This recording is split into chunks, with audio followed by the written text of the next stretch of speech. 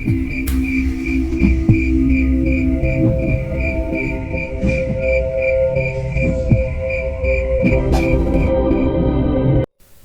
mulai melangkah pelan ke arah Ayu. Senyum datarnya masih mengembang, seolah dia sedang menikmati semua kejadian ini. Far, apa yang kamu lakukan? Ucap Ayu panik. Keberaniannya sudah hilang, entah kemana. Podo karo awakmu tondo, ucap Farah. Dek, jantung Ayu seperti terhenti. Nafasnya memburu. Dia tahu sosok yang ada di depannya ini bukan Farah. Belum pernah selama ini Farah memanggilnya dengan sebutan Nduk. Piye rasane keweden, Nduk? Ucap Farah sekali lagi. Ayu menggeleng. Ia terus mundur sampai punggungnya menyentuh dinding. Siapa kamu? Teriak Ayu kencang, berharap suaranya kali ini dapat membangunkan Angga. Sosok Farah tidak menggubris pertanyaan Ayu. Justru sekarang ia mulai mengangkat tangan kanannya yang sudah bersimbah darah dengan pecahan kaca yang ia genggam. Durung wayahe. Sedelo meneh. Rasakno dhisik larane atimu, kata Farah sambil tertawa gila-gilaan. Kemudian Ayu menjerit tertahan. Pecahan kaca yang dipegang oleh Farah mulai diarahkan ke mulutnya. Tanpa ada rasa takut maupun kesakitan, wanita itu terus menyobek sisi mulutnya satu persatu hingga mencapai batas telinga. Tunggu, kematianmu, patimu. Tunggu patimu, kata Farah bergaung ke seluruh ruangan. Ayu menjerit. Dia menjatuhkan tubuhnya ke lantai dan menutup mata serta telinga dengan kedua tangannya. Kepalanya terus menggeleng. Dia takut. Dia benar-benar ketakutan sekarang. Far, kamu kenapa Far? Tanya Angga mencoba menggoyang-goyangkan tubuh Ayu. Ayu masih terus menggelengkan kepalanya.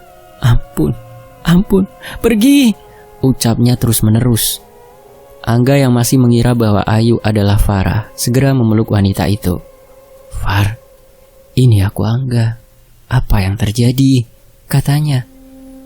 Perlahan Ayu mulai terlihat tenang. Dia membuka matanya. Sesaat melihat ke arah di mana tadi Farah berdiri. Kemudian dia langsung merengkuh Angga. Tadi Farah kesini dan mau membunuhku, Mas, ucap Ayu terisak. Farah mau membunuhmu? Farah siapa? Tanya Angga kebingungan. Dalam ketakutan, Ayu masih menyadari percuma saja berbicara dengan Angga.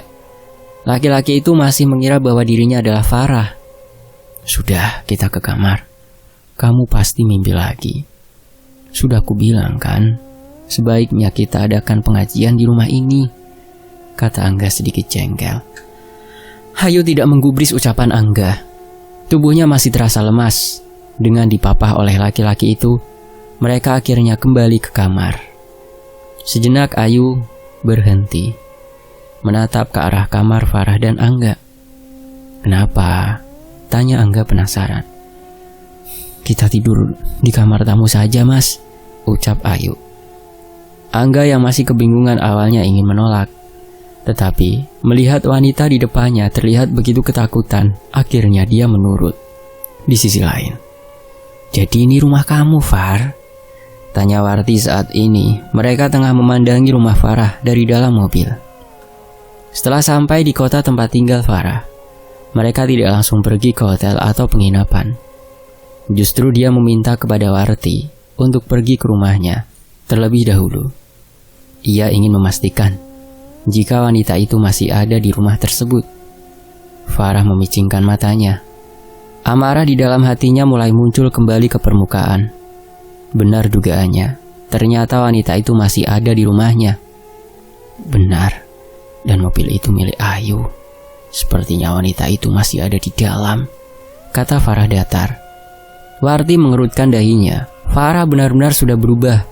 Beberapa hari yang lalu, ia masih melihat kepolosan dari wanita itu. Tetapi sekarang, yang ia lihat sebuah ancaman yang mengerikan. Kamu tunggu di sini, ucap Warti keluar mobil. Farah kebingungan. Apa yang akan dilakukan oleh Warti? Dari dalam mobil ia melihat perempuan itu mulai masuk ke dalam rumahnya. Entah apa yang sedang dilakukan oleh Warti. Farah hanya melihat dan memperhatikan. Ia tidak berniat untuk masuk ke dalam rumahnya saat ini. Beberapa saat kemudian, Warti kembali membawa bungkusan kumal penuh dengan tanah. Apa itu? Tanya Farah keheranan. Warti tidak menjawab. Menaruh bungkusan kumal itu di sampingnya dan segera memajukan mobil menuju ke arah jalanan. Warti? Tanya Farah saat sepupunya itu tidak menjawab pertanyaannya.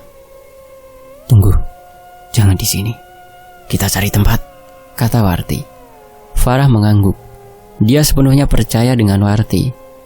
Apapun yang sedang dilakukan oleh wanita itu pasti masih berkaitan dengan masalah yang menimpanya. 10 menit berselang. Mereka sudah berada di pinggir jalan yang jauh dari keramaian.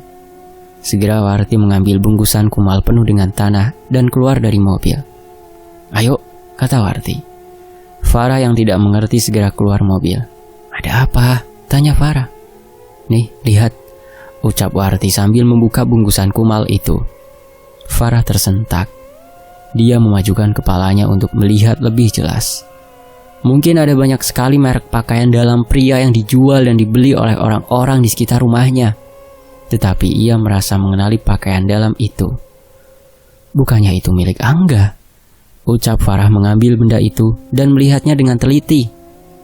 Bukan hanya itu, lihatlah, kata Warti sambil mengangkat sebuah foto yang terkena tanah tapi masih terlihat jelas.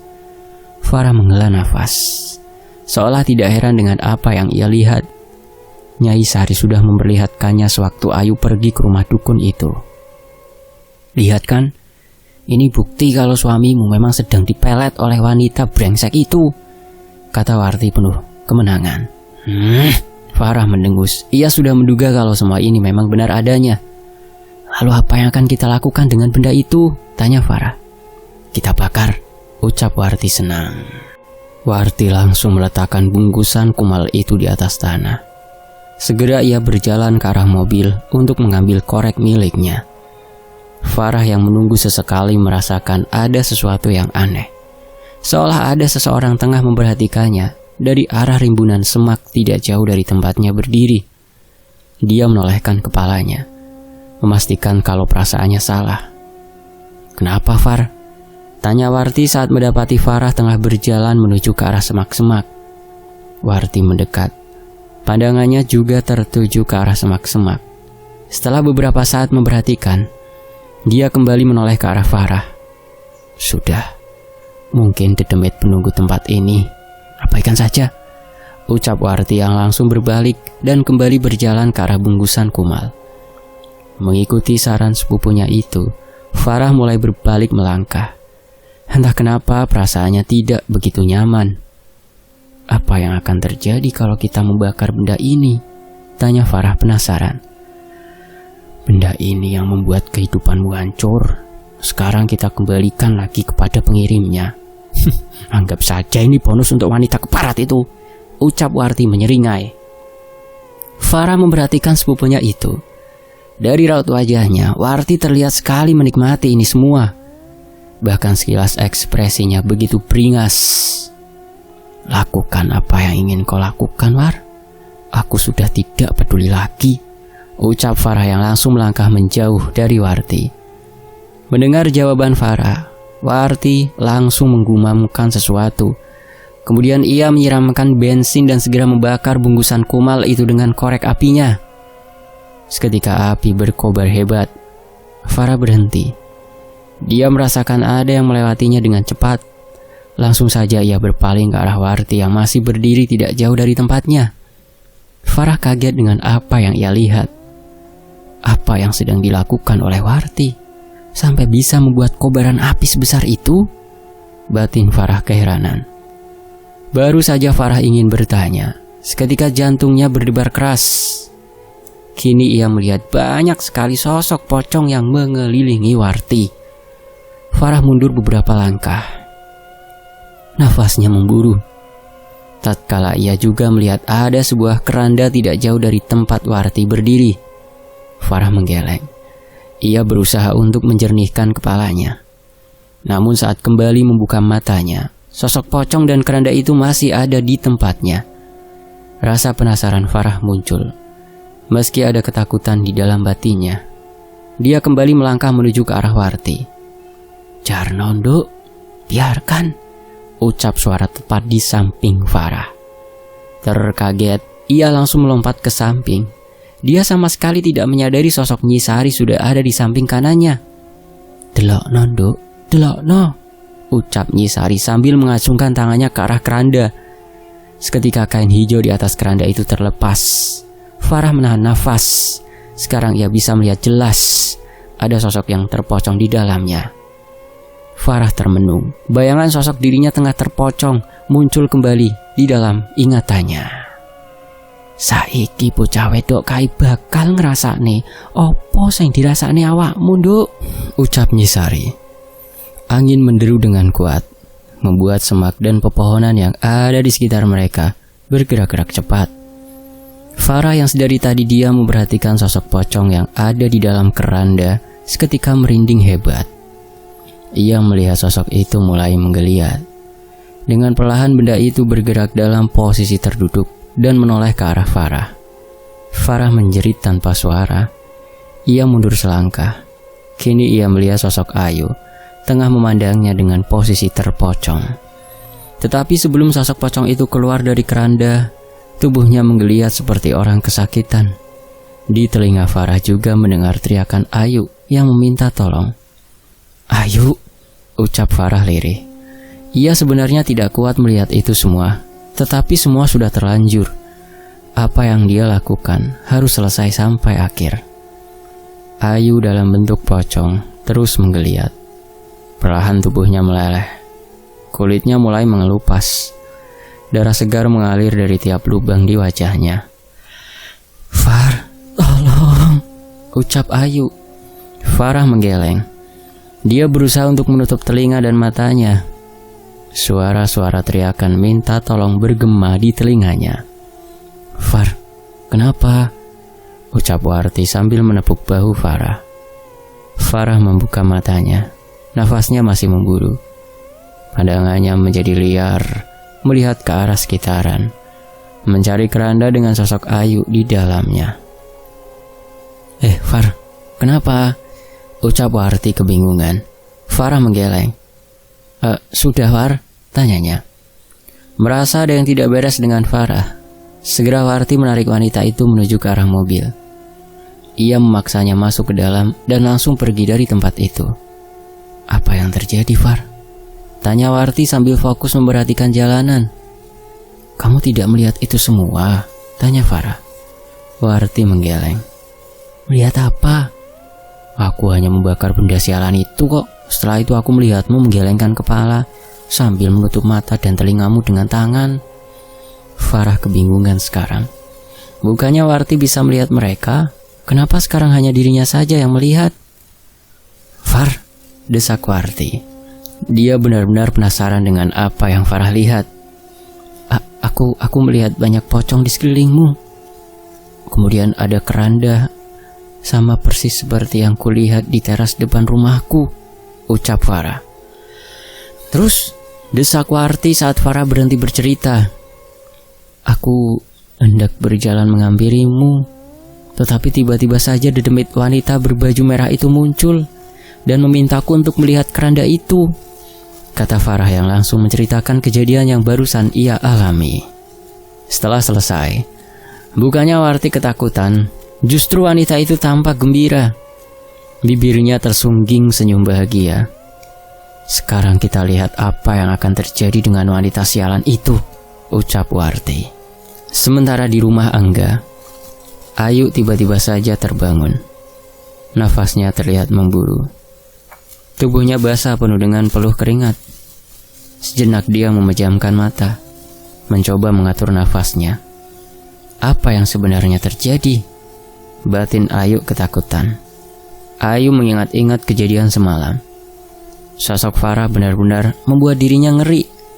Dia tidak habis pikir apa yang sudah dilakukan oleh wanita itu sampai bisa berbuat sejauh ini. Belum lagi saat setelah dirinya masuk ke dalam kamar. Semalaman dia tidak bisa tertidur. Terus saja mendengar suara yang memanggil namanya dan langkah kaki yang berjalan mondar-mandir di luar kamar. Far, terdengar suara dari arah pintu kamar. Ayu tersentak kaget. Dia langsung menolehkan kepalanya ke arah sumber suara. Dilihatnya Angga tengah berdiri di sana sudah dengan pakaian kerjanya. Masih kepikiran mimpi semalam? Tanya Angga saat sudah berada di samping Ayu. Dengan lembut, laki-laki itu membelai kepalanya. Ayu mengangguk. Entah kenapa dengan perlakuan Angga, hatinya tidak tersentuh sama sekali. Baginya percuma saja melakukan ini semua. Bahkan sekarang dia mulai kebingungan. Karena orang yang bisa ia tanyai sudah mati. Ya sudah, siang ini kamu istirahat. Aku berangkat dulu, ucap Angga sambil beranjak keluar kamar. Ayu hanya mengangguk. Dia kembali menyadarkan punggungnya. Sejenak dia berpikir, bagaimana cara mengakhiri ini semua? Kemudian ada sesuatu yang melintas di kepalanya. Tersentak, Ayu langsung berdiri dan berjalan ke arah luar. Dilihatnya mobil Angga baru saja keluar rumah. Segera dia berjalan ke arah taman depan. Ayu berpikir, mungkin jika ia menghancurkan bungkusan kumal yang ia tanam di tempat itu, semua akan kembali seperti semula. Tetapi seketika langkah Ayu terhenti. Jantungnya berdegup keras. Rasa khawatir muncul di dalam hatinya. Dia melihat tempat di mana menaruh bungkusan itu sudah digali ulang. Ada seseorang yang sudah mengambilnya. Ayu menggelengkan kepalanya, bingung dengan apa yang harus dia lakukan. Dia benar-benar menyadari kalau apa yang sudah dilakukannya benar-benar bodoh. Farah, ucap Ayu lemah. Segera dia berjalan kembali masuk ke dalam rumah. Namun seketika tubuhnya terhenti tepat di ambang pintu. Ketika semerbak bau bangkai menyeruak masuk ke dalam hidungnya, aroma itu benar-benar membuat perutnya terasa mual. Tidak mungkin jika ada hewan yang mati dan membusuk. Sudah beberapa hari dia tinggal di rumah ini. Kenapa baru pagi ini bau itu tercium? Dengan langkah pelan, aku mulai masuk ke dalam rumah. Dia menahan nafasnya, berusaha untuk tidak menghirup aroma yang memuakkan itu. Saat sudah sampai di dalam kamar, dia langsung menyambar ponsel miliknya. Ia langsung mencari nomor milik Farah dan segera menghubungi wanita itu. Tetapi percuma saja. Ponsel milik Farah mati. Panggilannya tidak tersambung. Ayu semakin kebingungan. Perasaannya benar-benar diliputi rasa ketakutan. Bayangan kematian Mbah Wongso selalu menghantui pikirannya. Apa yang harus kulakukan? Ucap Ayu panik. Tap, tap, tap. Seketika Ayu menoleh ke arah pintu. Ia mendengar langkah kaki seseorang tengah berjalan mondar-mandir di luar kamar. Mas Angga, ucap Ayu, mengira kalau Angga kembali ke rumah. Buru-buru Ayu berjalan ke arah pintu kamar. Segera ia buka. Saat melihat ke arah ruang keluarga, ia tidak mendapati seorang pun di sana. Segera ia melangkah menuju ke kamar mandi, mengira kalau Angga sedang ada di dalam ruangan itu. Tetapi saat melihat pintu kamar mandi yang terbuka, ia kembali tertegun. Ayu berpikir, jelas sekali ada seseorang yang masuk ke dalam rumah dan berjalan mondar-mandir, dan tidak mungkin ia salah mendengar itu semua. Kemudian belum sempat dia beranjak, Ayu terlonjak. Ia langsung menolehkan kepalanya ke arah dapur. Ia mendengar ada tawa anak kecil berasal dari arah ruangan itu. Tetapi sekali lagi, saat mencari sumber suara, ia tidak mendapati siapapun. Seketika jantungnya berdegup keras, nafasnya memburu. Menyadari ada sesuatu yang tidak beres, buru-buru ia berjalan ke arah kamar untuk mengambil tasnya dan segera pergi dari rumah itu. Namun, belum sempat tangan Ayu memegangi handle pintu, tiba-tiba saja pintu tersebut sudah terbuka dengan sendirinya. Kaget, Ayu mundur beberapa langkah. Kini ia melihat dengan jelas ada seseorang tengah duduk di sisi ranjang. "Tidak," ucap Ayu. Ia terus mundur tanpa memalingkan wajah dari sosok wanita berbaju merah di depannya. Ingatan di mana ia tengah berada di rumah Mbah Wongso kembali terlintas di pikirannya. Hingga "Dor!" sebuah suara anak kecil mengagetkan Ayu. Kaget, Ayu langsung melompat ke samping sampai menabrak meja yang ada di dekatnya. Tubuhnya terjatuh dengan tangan menopang ke lantai. "Ah!" ucap Ayu mengerang kesakitan. Ayu membuka matanya, menengadah ke atas. Kini ia melihat seorang anak kecil tengah berdiri di depannya.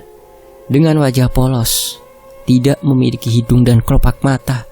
Bibirnya sumbing, giginya bertaring dengan lidah menjulur penuh dengan darah. Ayu hanya bisa menggelengkan kepalanya. Tidak habis pikir dengan kejadian yang ia lalui. Saat ia masih pagi dan banyak aktivitas di luar rumah itu. Tetapi kenapa bisa mereka menampakkan diri? "Mbak, ayo main," ucap bocah itu. Ayu kembali menjerit. Dia terus memejamkan matanya. Ia berusaha untuk mundur dengan menggerakkan tubuhnya ke belakang. Pergi, pergi!" ucap Ayu sambil menggelengkan kepalanya. "Pergi kemana, Ayu?" terdengar suara tepat di depan Ayu. Seketika Ayu membuka matanya. Dilihatnya saat ini Farah tengah duduk dengan pandangan kosong menatap ke arahnya. "Farah," ucap Ayu ketakutan. "Pergi kemana, Ayu?" tanya Farah sekali lagi. Ayu tidak menjawab. Dia tahu kalau sosok Farah yang ada di depannya bukanlah manusia. "Ampun, tolong," ucap Ayu mengibah. Mendengar ucapan Ayu, sosok Farah malah tertawa dengan suara yang membuat bulu Roma berdiri dengan kuat. "Bukannya kamu mau membunuhku, Yuk?" ucap Farah yang mulai beranjak dari tempat duduknya. Ayu menggeleng. Dia terus memundurkan tubuhnya hingga menyentuh dinding yang ada di belakangnya. Sedang sosok Farah terus melangkah perlahan. Saat berada tepat di depan Ayu, wanita itu membungkuk dan membelai pipi Ayu dengan perlahan. Ayu yang merasakan sentuhan dingin tangan Farah hanya mengerang. Tubuhnya mati rasa tidak bisa ia gerakkan. Belayan lembut tangan Farah tiba-tiba saja berubah menjadi cengkraman kuat di kedua pipi Ayu, memaksa wanita itu untuk menengadah menatapnya. "Yuk, buka matamu," geram Farah datar. Tidak bisa mengendalikan tubuhnya, Ayu langsung menuruti ucapan Farah. Dan saat membuka matanya, betapa kagetnya Ayu. Sekarang bukan lagi sosok Farah yang ada di depannya, akan tetapi wanita berbaju merah dengan wujud yang mengerikan. Wanita itu tersenyum. Ayu berusaha untuk menggerakkan tubuhnya, tetapi percuma saja. Justru ia mendengar kalau dedemit wanita itu tengah tertawa mengejeknya. Hingga tiba-tiba saja tangan wanita itu bergerak mencoba membuka paksa mulut Ayu. Kemudian wanita itu mendekatkan wajahnya. Ketakutan, Ayu hanya bisa menangis dan merintih. Kini mulut wanita itu terbuka, mengeluarkan aroma busuk yang membuat perutnya begitu terasa mual. Selain itu, Ayu melihat ada cairan hitam kental keluar dari mulut wanita itu. Cairan kehitaman itu terus menetes di wajah dan masuk ke dalam mulutnya. Ia berusaha untuk memberontak, tetapi hanya erangan kecil yang muncul. "Ah!" teriak Ayu kencang. Spontan tubuhnya langsung berdiri dari pembaringan. "Kenapa kamu, Far?" tanya Angga yang kaget, langsung melihat ke arah wanita yang tengah terduduk di sampingnya. Nafas Ayu terlihat memburu. Tubuhnya basah dengan keringat dingin. Tanpa menggubris ucapan Angga, ia langsung beranjak menuju ke arah pintu kamar. "Far," panggil Angga yang masih mengira bahwa Ayu adalah Farah. Ayu tidak menghiraukan panggilan Angga. Ia terus berjalan keluar ke arah teras rumah. Sesampainya di sana, ia langsung menuju ke tempat di mana dia menguburkan benda kumal yang didapat dari Mbah Wongso. Akan tetapi, saat sampai di tempat tersebut, jantungnya seperti merosot dari tempatnya. Ia tidak mendapati benda tersebut. Ada seseorang yang sudah mengambilnya. "Far, kamu kenapa sih?" tanya Angga saat melihat Ayu tengah berdiri di taman dengan kaki telanjang. Minggir mas, aku harus pergi mas, ucap Ayu segera masuk ke dalam rumah. Angga yang kebingungan meraih tangan Ayu. Kamu kenapa Far? Tanya Angga sekali lagi. Ayu menyentakkan tangan Angga dengan kasar. Aku bukan Farah, aku Ayu. Sekarang biarkan aku pergi, ucap Ayu yang langsung berjalan kembali menuju ke arah kamar. Di dalam pikirannya, ia harus segera pergi sejauh mungkin dari tempat ini. Dia yakin kalau Farah yang sudah membuat ini semua terjadi kepadanya. Angga tidak menyerah. Cepat-cepat ia menyusul Ayu ke arah kamar. Apa maksudmu kalau kamu itu Ayu? Kamu itu sudah gila, Far, ucap Angga jengkel. Decak Ayu tidak sabar. Dia melangkah mendekati Angga dan membisikkan sesuatu di telinga laki-laki itu. Seketika Angga terdiam, sorot matanya menjadi kosong. Tidur sana, ucap Ayu jengkel. Angga yang mendengar itu langsung melangkah menuju ke arah tempat tidur dan langsung merebahkan tubuhnya. Setelah selesai, Ayu langsung melangkah keluar kamar. Dia sudah tidak peduli lagi dengan tujuan awalnya. Jika memang semua ini adalah ulah Farah, maka sebisa mungkin dia harus segera menemukan wanita itu. Kini Ayu sudah berada di dalam mobilnya, membelah jalanan yang masih tampak sepi dalam keremangan subuh. Berkali-kali Ayu mencoba untuk menghubungi Farah, tetapi sialnya tidak ada satupun panggilannya yang tersambung. Rumah orang tua Farah, ucap Ayu lirih, mengira kalau Farah pasti pergi ke rumah Bu Nur. Mendapat tujuan, Ayu segera menginjak pedal gas dalam-dalam agar segera sampai di tempat tersebut. Ia melaju begitu cepat. Terdengar suara tawa khas perempuan yang Ayu kenali tepat di belakang jok mobilnya. Spontan Ayu langsung menginjak pedal rem dengan kuat. Mobil berdecit, bergerak oleng sambil mengeluarkan suara memekakan telinga. Jantung Ayu berdetak kencang. Kepalanya masih bersandar pada setir mobil. Segera ia menoleh ke arah jok belakang, tetapi dia tidak mendapati siapapun di sana. Tok tok tok. Ayu memekik kaget. Ia langsung menoleh ke arah jendela di sampingnya. Kini ia melihat ada beberapa orang tengah berdiri memperhatikannya dengan raut wajah kesal sekaligus ketakutan. Kenapa mbak? Mabok ya? Tanya salah satu dari mereka. Maaf mas, saya tadi ngantuk, ucap Ayu mencoba untuk terlihat senormal mungkin.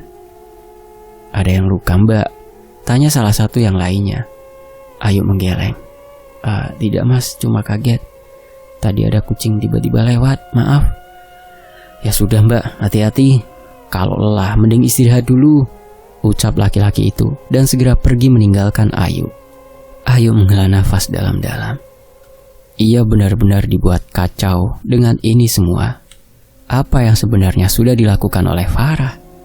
Setelah dirasa tenang, kembali Ayu melajukan mobilnya menuju ke rumah orang tua Farah. Tetapi karena dirasa masih terlalu pagi dan tidak ingin membuat curiga Bu Nur, ia memutuskan untuk mampir ke minimarket terlebih dahulu. Beberapa jam sudah, Ayu duduk di depan minimarket. Matanya terasa begitu berat. Kepalanya pusing, memikirkan semua kejadian yang ia lalui. Berpuntung-puntung rokok sudah ia hisap untuk menenangkan batinnya. Tetapi percuma saja. Dia tidak mendapati solusi apapun selain segera bertemu dengan Farah. Dirasa matahari sudah mulai meninggi, segera ia berjalan kembali menuju mobilnya, berniat untuk pergi ke rumah orang tua Farah, berharap bisa bertemu dengan wanita itu di sana. Setibanya di depan rumah Bu Eni, Ayu tidak langsung turun. Dia terus memandangi rumah tersebut, mencoba memastikan terlebih dahulu, siapa tahu Farah akan keluar rumah. Namun, ketika sudah cukup lama terdiam, ia tidak mendapati keberadaan Farah ataupun Bu Eni. Nekat, Ayu langsung keluar mobil. Dengan jantung berdegup keras, dia mencoba untuk mengetuk pintu rumah tersebut, tetapi sama saja, tidak ada jawaban. Merasa tidak ada orang di dalam rumah, Ayu berniat untuk pergi. Ia harus segera menemukan solusi dari semua masalah yang diterimanya. Hingga saat hendak menghidupkan mesin mobil, Ayu terkesiap. Jauh beberapa meter di depannya, ia melihat seorang wanita paruh baya tengah berjalan menuju ke arahnya. Ayu ingin segera menemui Bu Eni, tetapi setelah cukup dekat, ia mengurungkan niatannya. Sesekali dia mengerjapkan matanya. "Tidak," ucap Ayu lirih saat melihat sosok wanita berbaju merah yang sering ia temui tengah berjalan berdampingan dengan Bu Eni. Ayu ketakutan. Ia terus memperhatikan Bu Eni yang sepertinya tidak menyadari sosok wanita yang terus berjalan di samping kanannya. Kemudian, dalam sekedipan mata, sosok wanita itu sudah menghilang. Ayu terperanjat. Dia menggelengkan kepalanya kuat-kuat. "Golek opo?" ucap suara tepat di belakang Ayu. Ayu menjerit. Dia menoleh. Benar saja, dedemit wanita itu sudah duduk di jok belakang dengan kepala tertunduk. Bau busuk mulai tercium di hidung Ayu. Buru-buru ia mencoba untuk membuka pintu mobilnya, tetapi pintu itu bergeming. Wanita itu mulai tertawa cekikikan, seolah sedang menertawakan usaha yang dilakukan oleh Ayu. "Pergi, tolong pergi," rengek Ayu yang sudah hampir menangis ketakutan. "Eleng karo lakumu, Nduk. Iki durung apa-apa dibanding karo loro atine bocah wadon kae." Bersambung. Nantikan bagian berikutnya hanya di Fakta Sejarah. Mohon maaf kalau ada salah kata. Saya pamit. Wassalamualaikum